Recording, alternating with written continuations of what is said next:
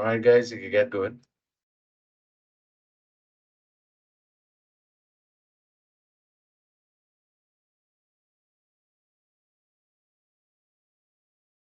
Okay, good day, folks. Nice to have you all. Everybody here? Yes, sir. All right, somebody missing. Somebody missing. Can you say where is Mr. Moore? Oh, let me see if I could call him.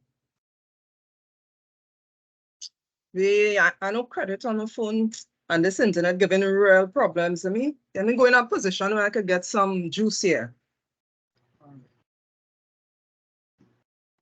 Sir, you know, I now check my phone and I see Mr. Moore sent a message about an hour ago that he had an emergency and he's running late. So what happened? All right, we prepared the presentation together. So I would start by the time until Mr. Moore comes. All right, that is important that you are aware of his role and function, and yes. You could pick up the slack until he reaches, right? Yes, let's hope everything okay with him so far, right? Thank you. He has an important role in this presentation this morning. All right, team? Good day, good day. Yeah, building a community. So sorry let's to be late, everyone. Sorry to be late. I'm here now. I had a little emergency, but I got a message from Ms. Robinson, and well, I'm here now and we're ready to go, ready to start. I know she would have set up already because I sent everything from up in front. Very good. We were just talking about you. Nice to have you. Hope everything sorted out and no problem issue to deal with after, right? Everything is good. Thanks, sir. Thanks, sir. Very good. Let's move. Good day, Mr. Wayne Bassoon and all our colleagues in this class. You have just heard a brief scenario of a community within a station depicting signs of care, concern, and resourcefulness, which we will be covering in our presentation of Chapter 9 titled Being in a Community from our text Exploring Leadership. I'll now introduce my small community to you. We have Ms. Shelly-Ann Reed, we have Mr. Dennis Durga, Ms. Yvette Robinson, and myself, Brendan Moore. So what are we going to learn today? Firstly, we're going to learn about what is a community. And then we will delve into the importance of a community. And then we'll be searching through the different elements of a community. And then we'll go further to now find out the development of a community. So the big question, what is a community? Can anybody in their own description say what they think a community is? Anyone? Anyone?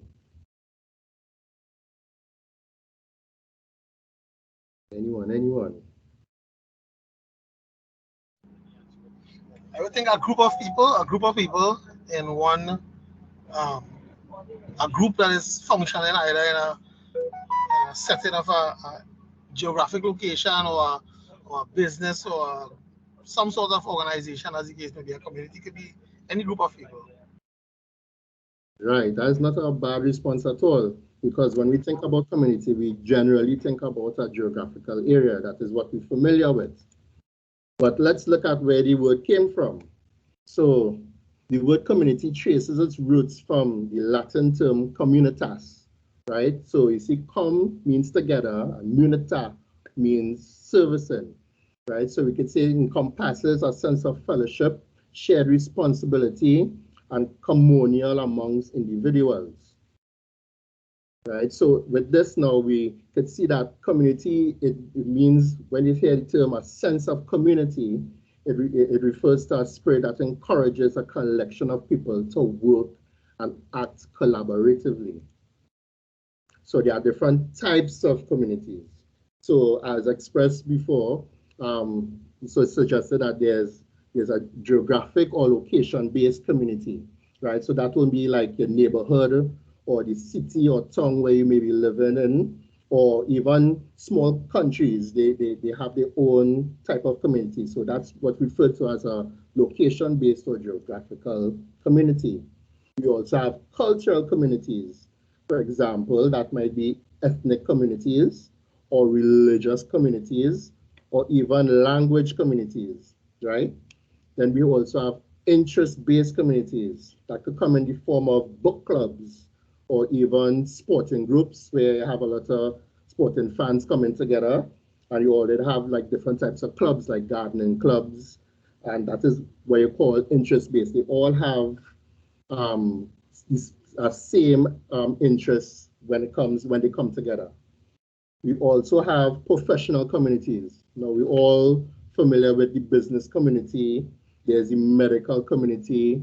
You also have the academic community and tech communities as well. So these are examples of communities that fall under professional communities. We also have virtual or online communities. Well, everybody should be familiar with these as well, right? So you have the gaming communities where you have a whole set of gamers coming together and competing or just having fun with each other.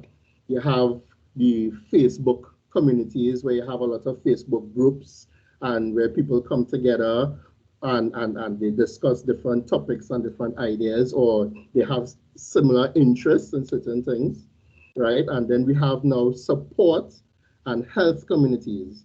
So you're talking about like Alcoholics Anonymous, right? You have the cancer support groups, you have mental health support groups. These are different type of support and health communities. Now, there are much more communities that we could list, but these are just some of the main ones, right, that are just outlined for you. So we had 3 beautiful ladies last week discussing the topic of groups and teams. So I just thought it would have benefited us if we made some kind of comparison between what is a group, a team, and a community. So we see a group, they have flexible membership, they could come in and out. They will have a general or specific purpose, right? And usually their duration is either ongoing or it could be temporary.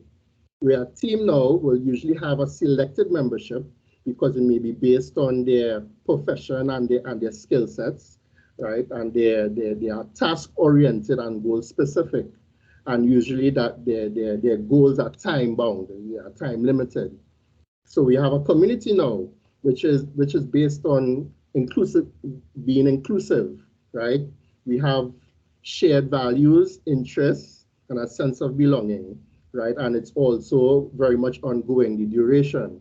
And if you look across the right of your screen, you'll see that we have the Team Chelsea, and I'm sure people like Sterling and Jason and all the other sports enthusiasts could see that, you know, this is probably one of the best examples of a team that we could probably reference to, you know.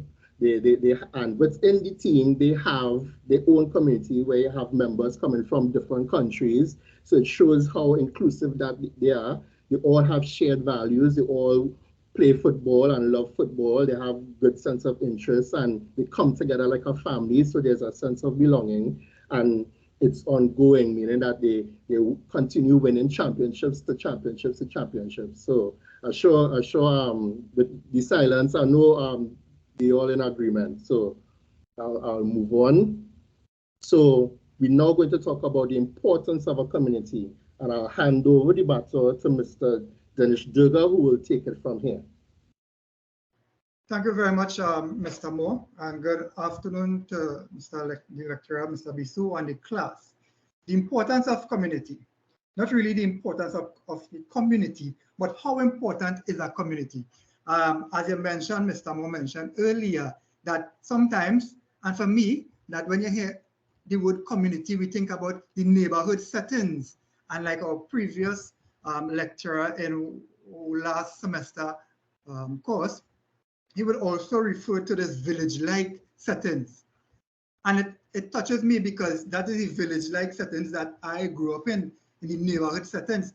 And whenever there is any death in the area, everybody would come together, and also wedding, they would come together. But one common thing in that togetherness is that there has always been a leader. So without further ado, let's go in to see what and how important is a community, right? So we go further to say that the community enhances our sense of well-being. How that happens? A sense of well-being is one of the most crucial needs that a human have. How crucial that is. That need brings us together, as I mentioned before, with people who are like-minded so that we can lean on one another for understanding and support. It's also a place where we can share common ground with others, right? We also develop this sense of belonging, as I mentioned before, through relationships that are characterized by trust and acceptance. And there is no calm about it that we all learn from each other. It goes further to say that community encourages this social support. How it encourages social support, right? We can encourage one another and share from our experiences with each other, support and have empathy for one another. This opens up the possibility for understanding and healing as we become more open-minded with one another.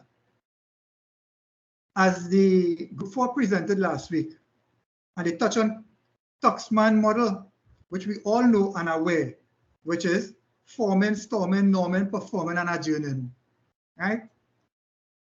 So it goes further to say that the community encourages the social support. The community enables us to support to its members. Supporting others will make them feel better about themselves and also give them a boost of confidence. There's never a more crucial time, folks, to assist others who are struggling with their mental and physical health than now. We need to support each other. And that is what the community base is about. With all the pressure in the fast-paced world we live in, right? Next, and most important, community reduces anxiety and depression. How that happen? When we feel like we are part of something bigger than ourselves, we are able to cope with stress better. The community gives us a sense of belonging and relieves our loneliness and stress. So when you feel accepted within the community, whether it is in the workplace or in the village-like setting, you feel that sense of belonging and acceptance, and it relieves some stress, relieve that loneliness. The community has shown to reduce anxiety, as I mentioned before. Symptoms by giving you a strong feeling of support from others in your life. Having support from others can help you get through tough times more easily. Also, helping others will make others feel you too in time, will assist you in times of despair, sorry. A big one, trust. Community builds trust in society. People are naturally inclined to not trust one another. This makes it harder for us to coexist in modern society. So we all have different personalities. We all make mistakes in life. We all make mistakes in the organization. But how can we build that trust when we make mistakes? Admit that you did something wrong, and you will get the assistance from everyone to resolve it and move forward. That's how we would build trust within a community setting. When we have this strong sense of community, we can develop trusting relationship, as I mentioned, with others outside our immediate social circle. Within the individual, a community may assist in the creation of credibility and trust. See, I keep repeating the word trust, trust, trust, because without trust, how can you have a close-knit, understanding community? The higher your credibility, the more you can connect with people and add value to their life, most important. We would say that, and we learn from the chapter 9, that community encourages sharing and acceptance. A strong sense of community encourages more open-minded behavior and a greater sense of acceptance of people who are different from us. We learn to appreciate one another's differences instead of judging them. Right? John Donne, the poet, said, "No man is an island." What does that mean? We are different members of the community. It encourages sharing and acceptance of everyone's experiences. You can feel comfortable learning from others who have been successful in meeting their goals. The importance of the community also encourages giving and volunteering. Giving. Everybody likes to give. We like to give. But some people, when they give, they always look for something in return. There's a Sanskrit term called seva, S-E-V-A, but we pronounce it seva because the W in the V in Sanskrit is W, pronounced as W. And we have seva titi, who always volunteering and giving back. When you give back to society, it's an excellent way to make difference in the world with no expectation of getting back, as I mentioned before. Everyone would want to be a part of something that can bring positivity in our lives and the world around us by extension. The more we contribute to community activity, the more connection we'll have with others who are also giving back to society through their hard work and effort. For example, about 2 weeks ago, there's a church in my area. They approached me. They wanted to use my yard to conduct an open air service 2 weeks ago at night. So despite being from different religious backgrounds, I had no problem because we all live in the same community. We all share, we all learn from each other, we all supported each other. And I allowed them to use my space in my yard. And everybody was happy. They happy, I happy, the villagers happy, everybody was happy. Right? So we move further to say that community provides opportunity for businesses. How can that happen? This is a very, very, very interesting aspect of the importance of community here. The community enables businesses to interact with potential customers, which we refer to as networking, which helps them gain valuable feedback or discover new ideas. It helps the business go through friendly and mutual understanding. And when I speak about business, that doesn't mean business in terms of a shop or grocery also. Business means an organization like the fire service, the police service, COSTAT as the case may be. You know? And if a business is based around an online community, the customers can directly communicate with each other. And perfect example is this platform that we have been used to prepare ourselves for this course. Further on, another role, importance of the community, it provides social connection. What can we do without social connection? This age and day that we live in now, this time, this era. Somebody may say this genre we live in now. Social connection is probably one of the most important impacts of our life. It has a dramatic influence on how we feel every day. The community provides this social connection that keeps us going through the week and long into old age. And I always draw reference to recently there was this COSTAT 5K. Although we, apart from the school on the online learning, COSTAT, they bond us together, they bring us together in respect to this 5K, and we all enjoy it. Whether we get trophy, we get medal, we get money, we all enjoy it because we understand the social connection. What happened next? Community increases self-esteem. A strong sense of self-esteem of the community can provide us with additional confidence. Like this presentation, the support of my peers, right?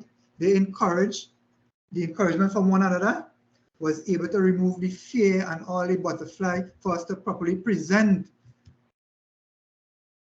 this chapter. there's also acknowledgement of your self-belief, and ideas will generally make you more confident. If you are working towards something that will benefit your community, there is much less hesitation or fear involved, because, you know why? Because you know you are doing something that will benefit the community. For example, there was a time in the station, and I would refer to the station because there is station organization that we're speaking about. In the station, there was a shortage of stationery, printers, even microwave for warming our food, because no police officers just go long hours, and if you leave your food out of the fridge, it will spoil. So we had no microwave. A sergeant took it up on his own, and he gathered some funds, and no one hesitated in contributing to that fund, because they know it would benefit us, and that benefit will extend to the public, because without proper stationery and tools, we cannot do the work to satisfy members of the public. So, and again, it boosts your self-esteem, your confidence within you. We go further to say that community evolves new idea and invention. The community is an excellent place for sharing ideas and finding inspiration. Individuals who are looking for answers or searching for stimuli can find what they need in the group with ease. I said, each one teach one. No invention, creative and innovation and discovery all start with a thought process that is typically begins within the community. Community foster professional growth. How that happen? The community provide professionals with an important feedback tool so they can see how their work is changing the lives of people around them. For example, the community of the police service, right, selected us and sent us on this program for professional growth. When there's professional growth and what we learn from here, we'll be able to take it out and transfer it into the greater and wider community of Trinidad and Tobago. It also gives us this greater opportunity to grow into different roles at work, because community provides us with a different experience. For example, I will now be able to go out there and prepare a PowerPoint presentation and go in front of an audience and conduct a lecture, because the community of COSTAT provides me and all other students in this program with the roles and the professional feedback, as the case may be. Right, a big one here. Community offers security. What does that mean when we hear security? Security, safety, and security. You feel secure in a community because it provides you with plenty of opportunity to succeed, or simply because many people around you will keep an eye out for danger. And when I say an eye out for danger, meaning to say that not only danger in terms of your safety, but in the community, if it is that somebody doing something wrong, the community spirit, somebody will pull that person up and say, listen, you're not doing the right thing, you have to do it this way, and you acknowledge it and you move forward. Also, in the neighborhood settings, there's also this neighborhood watch group. Most neighborhoods share a WhatsApp chat, a group, and they will look out for one another. It provides a safe haven where we don't have to worry sometimes, but now everybody worrying about things that troubling us in the world. A genuine community is about being involved and accountable for what occurs in the place, in the workplace, as case may be. With respect to compliance, what rules are important because they will keep everything ticking smoothly. And I always say, and I mentioned before, we just make mistake. Everybody does make mistake. Who don't make mistake, right? When you put up your hand and you say, listen, I made a mistake, you respect that person more. Spiritual development now. How important that is in our community. We all have different spiritual background. For example, and I always say, now we're in the Ramlila season, right? In the area where I live, everybody get involved in the Ramlila. Different color, creed, race, everybody. Likewise, when there's Christmas concert in the church, everybody get involved in the Christmas concert. And we support and learn from each other. Something that we look forward to is caroling around Christmas time. Caroling where they go house to house, and you sing some Christmas carol. It brighten up the neighborhood, everybody feel happy. So it's, as I've mentioned, it's a sense of spirituality can give us this deeper connection. And you feel good about yourself when you get a deeper connection. Right? It allows us to experience everything we do on a new level. It brings about hope. Without hope, where are we going? And a new perspective when times get tough. Because, you know, although we have hope, we always say that, you know, things getting tougher and tougher. Like what happened now? They say electricity bill going up, so time getting tougher. In order to be successful, we must embrace both joy and struggle. When you have struggle, it makes you stronger. As a process of self-discovery, we must discover, accept, and learn from the pain to achieve anything meaningful or worthwhile. They say community is also linked to longer life. How that happen?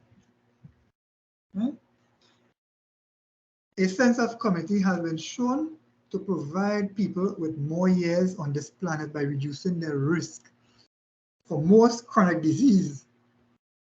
Living in a close-knit community has been linked to an increased longevity by giving you more support from the group around you. Individuals who have better bond with their neighbors are less likely to die early due to cardiovascular disease, cancer, or other chronic illness. And going back to the community setting in the workplace, recently, or maybe about a month or so, there was a death at a business place in the Bamboo, where some days after they discover one of the workers, he died, and the suspect he would have been there some days. No. So if it is that they had that community setting, that looking out for one another, that accountability, which is most important, they might have get him when he probably either get ill, took in sick or something, and maybe rush him to the hospital, and would have saved him life. Right? So it goes to say that community improves quality of life. How that happen? Right? It gives us this greater opportunity to contribute to society, as I mentioned before. And you will find out repeating because it's all about this contributing to society. Right? By improving our social skills, it provides us with an enhanced sense of purpose in life. Community allow us to improve the quality of life, ourselves and others, as I mentioned before. According to Aristotle, humans are like social animals. Can we live without one another? You think you could live by yourself? No, we cannot do that. They need others to survive. Community is an essential part of our life, and it is also something that makes us all stronger. Right? Community gives us access to new ideas, as I mentioned before, and opportunities. Right? So without further ado, that is with respect to the importance of community. And I'll now hand you over to Ms. Robinson, who will take you on further into this presentation. Thank you very much. Thank you, Mr. Lugo. We now look at some elements or characteristics of a community. Wholeness incorporating diversity. A community cannot exist without diversity of ideas, skills, and experiences. Woodiscong, 1991. For instance, in the TTPS, we have a diversity of skills. For example, we have musicians, horseback riders, door handlers, police cyclists, just to name a few. Can you just think about this? If community members all share the same perspective, skills, and experiences, the ability to adapt and overcome challenges would be limited. A shared culture. With the understanding that groups constitute a community, and the shared culture reflects that the spirit of the community, which makes many other relational processes possible. For example, in an office setting, the culture there is that you have to make certain decisions, supervision that promotes your personal development, reward systems that show your work is valued, co-workers who support and trust each other, and office celebration of work successes all create an environment that bonds people to a community. This one is very, very important, good internal communication. And this refers to effective communication practices within a community or organization that helps in conveying information. Because in order for any community to be effective, there must be a good transmission of information, ideas, feedback, and transparency among its members. And it will involve various communication channels such as emails, memos, meetings, and even use of the social platform. Care, trust, and teamwork. This is another element of the community. I will not go further into it because Mr. Durga would have covered this area. Group maintenance and governance. Within the TTPS and with any community, there is a structure. In the TTPS, we have a rank structure where the constables report to the corporals report to the sergeants report to the inspectors. So that is what each community needs in order for it to function properly. It needs some form of structure, some form of leadership, some form of management. Participation and shared leadership. Teamwork requires clear decision-making processes, communication, methods, and community participation. Development of young people or new members. In a community, when there are new staff members, they are required to be trained so that they would be effective in performing their duties. And also in the TTPS, officers are sent on courses, developmental courses, to enhance their skills in the various departments and sections that they may be attached to. Links with the outside world. And traditionally, communities and groups would have communicated face-to-face, but now we can communicate because of the revolutionized technology. We can communicate with each other through internet chat rooms, through blogs. So for example, I'm in Trinidad, I'm part of a community in America. I can be very effective whilst living in Trinidad and participate in a community in America. A common center. Martin Buber said that having a sense of community gives meaning to our lives. A community is formed by a group of people who chose to come together around a shared purpose. True community is not simply a group of like-minded persons or individuals, but it's rather a collection of people with diverse perspectives and complementary personalities. So this is what is referred to as a common center, a shared purpose. Being a mere member of multiple communities can mean having only a passive connection or just being a name on a roster. Whilst on the other hand, in communities of practice, you are involved together with a common goal. Can you think of any communities of practice that you may be involved in at this current time, besides your job? Can anyone think of any community of practice that they are involved in?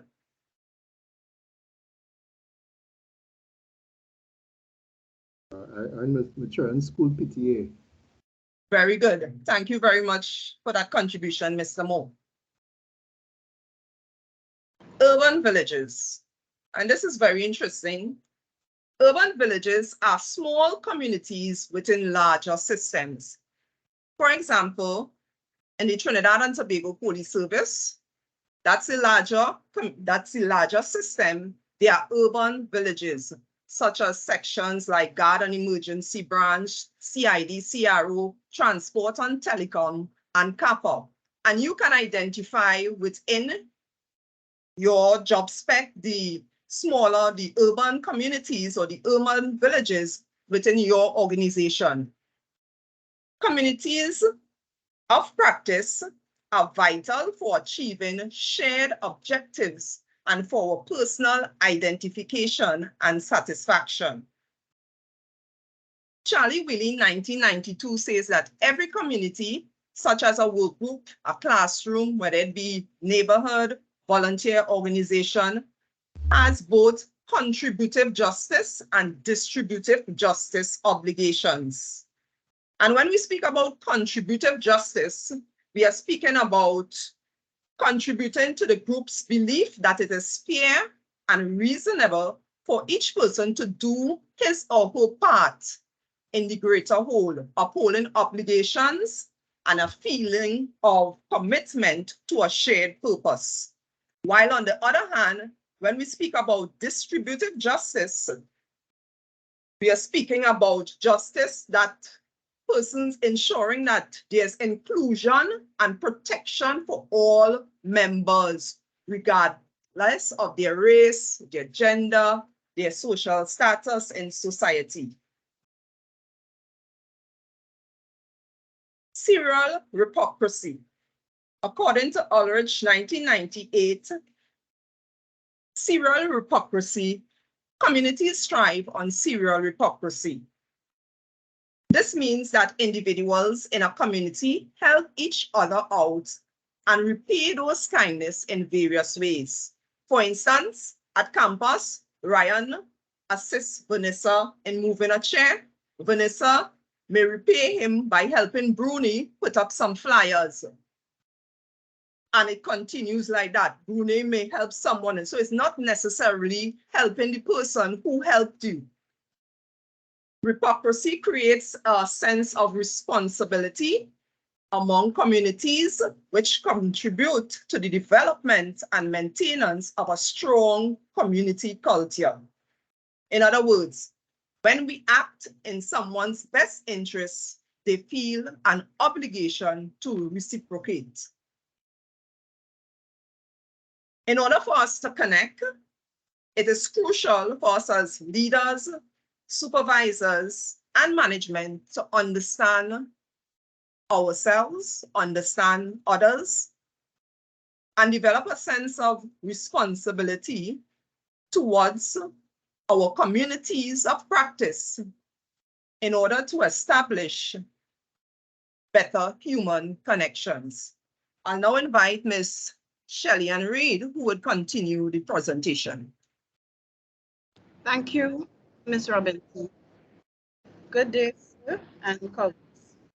Now, being this community allows You will still learn from others. So far in our presentation, by show of hands, have you all learned anything?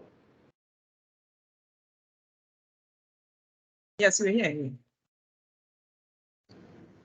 Good. So we will share experiences to build a strong network of gifted and like-minded persons to develop the community. Now you have heard and you know what is a community, the importance of the community, and the elements of a community. Let's now examine the development of community.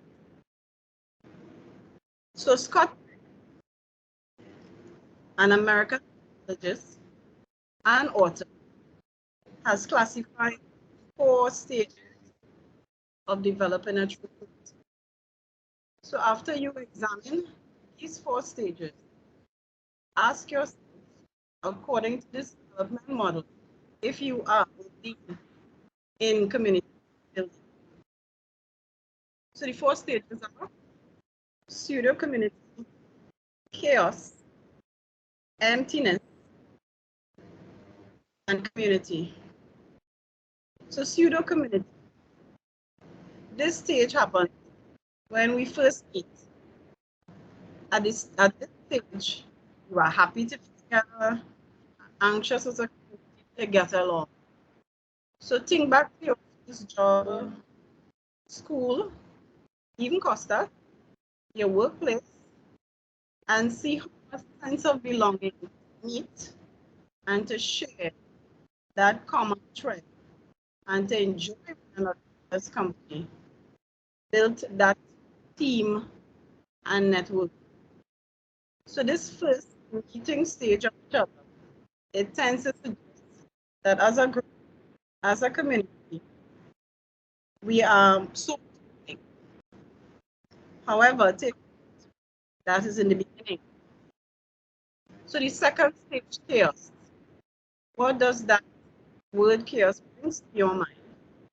So at this stage, sooner or later, you realize that different persons start to put out what others to think and say and voice.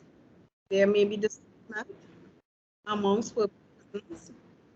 They tend to be frustrated with other members of the group by what they've faced, by their opinions. However, we must work together now at this stage to try to assist and heal and the state feeling that we are not so alike, but yet we can help each other as a group, as a community. We can together allay the fear in this community. Are we going to talk? Yeah. So stage 3. This is the emptiness stage. Now here you empty your opinions of what you feel about each other, and you holding your opinion is not as. However, the feeling of acknowledging that we are all different, and that's okay. You come together to build the community through this stage. The final stage, stage 4, community.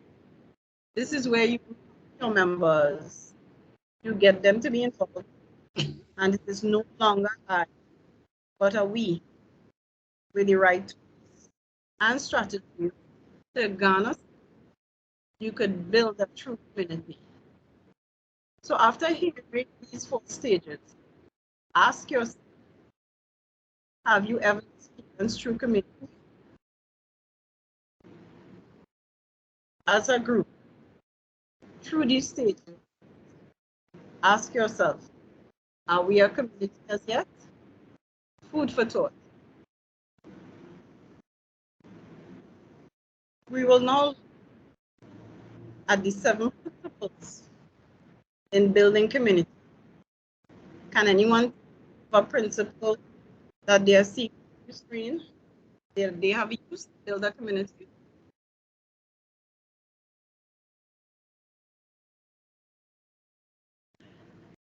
So these principles set us up for community building, to build a safe and blossoming community, whether at school, whether at church, or at work.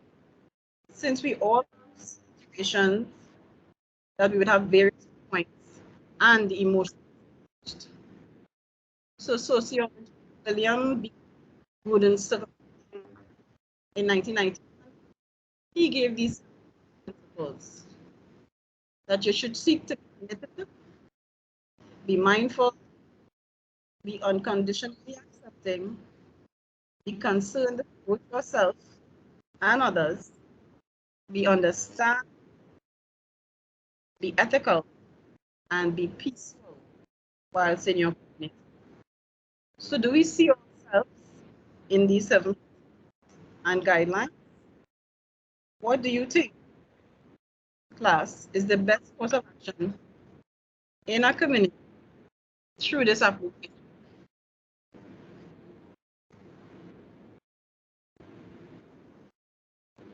So as you can see, you could apply these principles. For example, in Tobago Police, we apply these principles when we have station council and town meetings where people voice their opinions, we show the empathy and concern and understand that they would want life in their communities, what we could do to serve them better and get that feedback and communication to have to build their community through these meetings. This is how we apply that principle of organization. We will then look at the relationship model. What is the relationship? Does that word mean anything relational? How does this build a community? According to Hollister and Julian in 1969, leadership is involving an influence relationship where the leader is one of the participants. So in this relationship, there's an exchange, which could be referred to as a transaction or exchange between the leader and the follower. And there's a belief that that human connection would gel and hold the team together and the organization by extension. So Helen Reed and Gwen Books developed this from the study from education science with female educational leaders and how they are effective leadership. They suggested that the attributes that women bring to leadership are clear and valuable to both female and male counterparts at the center. That relationship leadership was focused and it benefited all. Some of us are hearing that might think. So you may be wondering, how would this model help build the community? We can now examine the components of relational leadership, which are 5 components. And with these 5 components, you can successfully build a community. How do you think about implementing these relationship components? Okay, let's look at it. What comes to mind? The word inclusivity, it tends to signify that you need a sense of belonging for all your team involved. So that when we're working together on this project, we ensure that we come together as a team and ensure that what we are importing is valuable and everyone is made to feel as their contribution is valuable and accepted. We would have different perspectives and ideas. And whilst brainstorming, we would come to apply components to involve everyone and not to influence each other's view on another. So you accept everyone's opinion, and every group member, regardless of status or rank, they play an important and create an atmosphere where you would value diversity. Empowerment. So as a relational leader, you need to trust your employees and to not micromanage when you delegate tasks. You must seek to build confidence in your team members' abilities so you can build team and individual performance elements. You're breaking up very bad, eh? Sorry? You're breaking up very bad. For the longest while now. I don't know if it's me alone, but I've seen it on the chat. Everybody experiencing it. I've seen it right up in the chat. It's everybody. We didn't hear her presentation at all. You're breaking up very bad.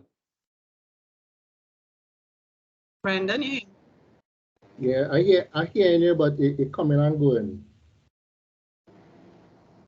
okay? Just change your location or speak closer to the mic. Okay, look like every time you stop, it just cutting up. Continue. Tell me if you are hearing clearly now. A little better. Okay. So we deal with empowerment. Sorry about it. So empowerment. So as a relational leader, you need to trust your employees and to not or micromanage when you delegate tasks. You need to seek to build the confidence in your team members' abilities so you can build a team with individual performance elements. Thereby you can activity and maintain organizational behavior. You need to trust your team to make right decisions to benefit the organization. Purpose. As a relational leader, your approach must have a sense of purpose to guide your team through distressing times. By a show of hands, how many of us have been able to guide your team through a distressing time that made your team stronger and unified your team?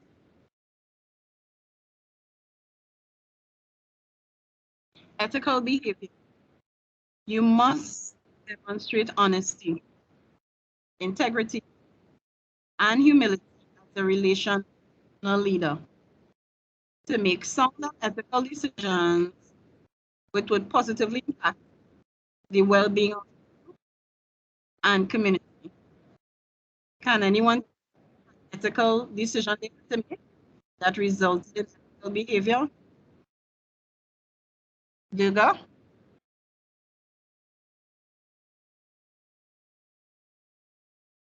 Yes, sorry about that. Right. For example, you might tell your subordinates, like for example, I speak about the police. You tell your subordinates, do not use the bus route, right? But you have no permission, but you on the bus route every minute, you know. So all that is probably my example. Thank you. So the advantages of relational leadership: increase morale and productivity, better teamwork, more improvement, constructive feedback, and you're able to future needs. 6 tips that we can give you to demonstrate relational leadership. You can lead by example and get to know your employees, their personalities, quirks, their leadership style, and nurture for future successful leadership. Develop a mentor program amongst your team to make the time and sit down one-on-one or even smaller groups and have each one and develop them.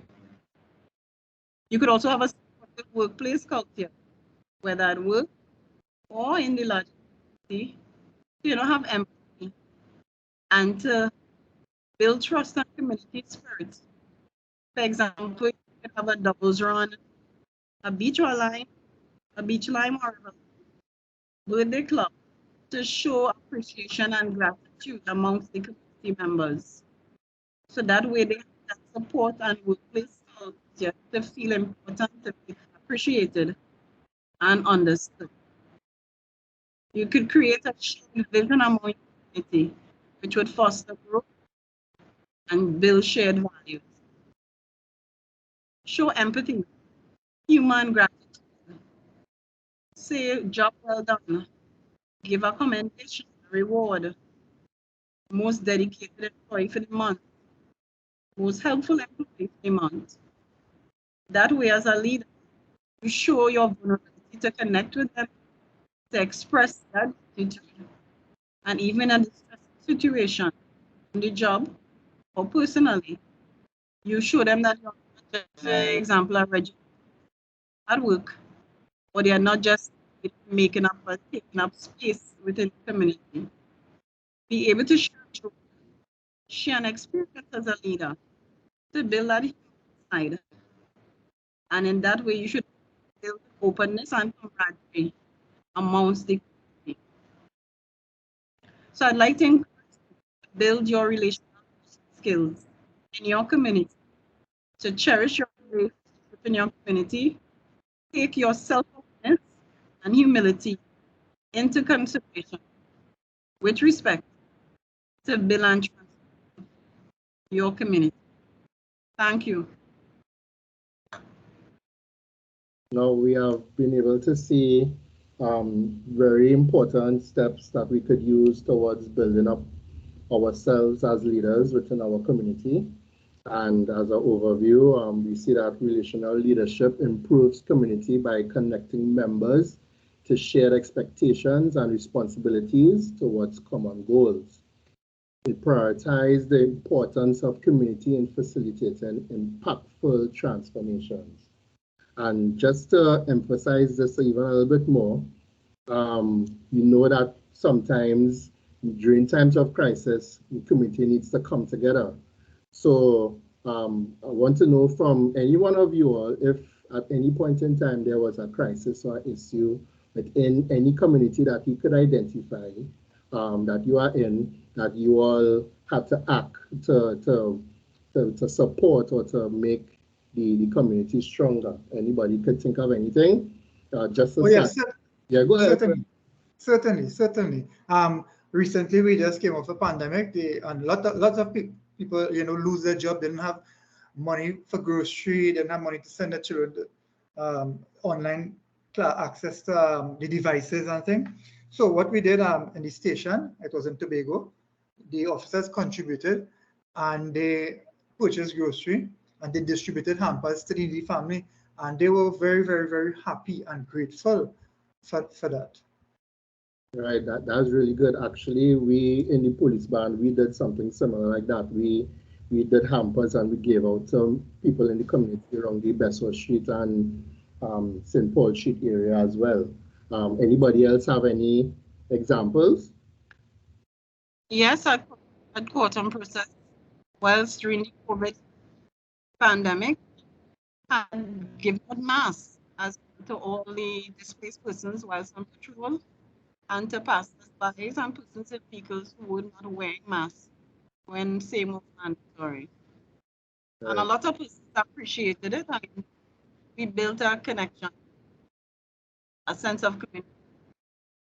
Yeah, that's true. Anybody else? Anybody from fire service or the regiment have any input they want to give to this?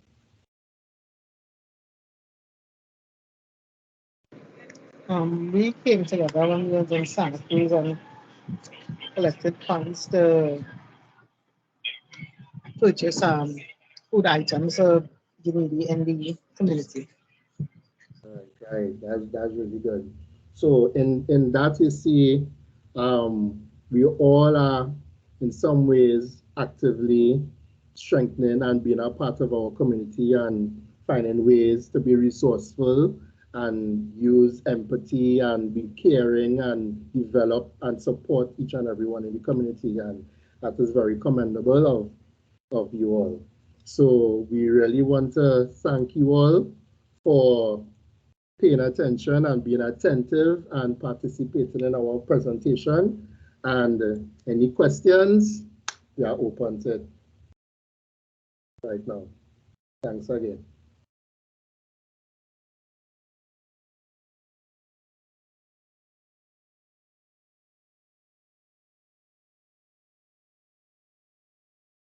All right, since there are no questions, I'll stop the recording.